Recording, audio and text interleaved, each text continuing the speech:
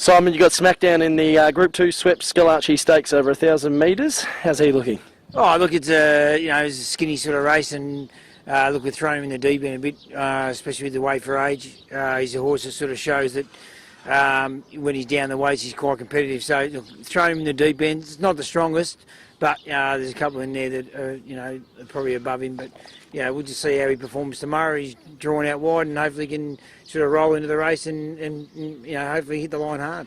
As you said, you are throwing him into a Group 2, but he has been racing pretty handy, and that the weights could be an each-way chance. Yeah, I look for sure. He's not out of it, but probably a handicap will probably suit him a bit better. But saying that, it's probably not a genuine weight for age race, but there's some pretty handy sprinters there, and the 3-year-old looks like he's coming seriously well with the weight. So he might struggle to beat him, but hopefully he's competitive.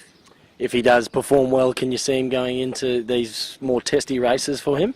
Look, he's been in work since about April. He's had 9 months in work. He's on his 10th run, which we don't normally do, but we don't do a lot with him. We sort of just keep him to the sprints, space his runs, and he keeps him happy. And look, he looks fantastic. We sort of wouldn't be running him around if he didn't. So, look, he's come a long way in a short time. He was running around Geelong Thorough 2 months ago. So, look, he's getting his act together, but one of his last run could be his last run for the prep, who knows? So it just goes on his performance. Formidable goes in the Sporting Sprint Series final over 1,200 and looked to improve last start over 1,200, but that was a little easier race for.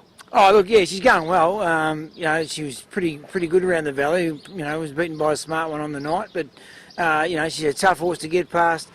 She should roll up around Caulfield, and look, she runs her best races leading. So with the blinkers on, we'll hopefully roll forward and try and get a couple of easy sectionals. She might be hard to get past. Is she better at the valley? Oh, look, that was her first go at the valley, but she's had a couple of runs in Caulfield, but not a lot's gone her way. She seemed to run off the track, but if she can get to the rail, she gets around that rail, follows it around, she's good. But if she gets 3 deep wide, she sort of runs off the track. So look, she is a bit erratic, but she's starting to sort of race pretty genuine for us. So if she can get to the lead and get a couple of easy sectionals, she'll be hard to get past. If she does lead and something does test her, that's not going to bother her? Oh, look, I think they'll be cutting each other's throat if they do. She goes pretty hard in herself, especially with the blinkers on. If they do that, they'll probably just set it up for the swoopers. 2 handy horses that could prove a couple of upsets, but who do you like?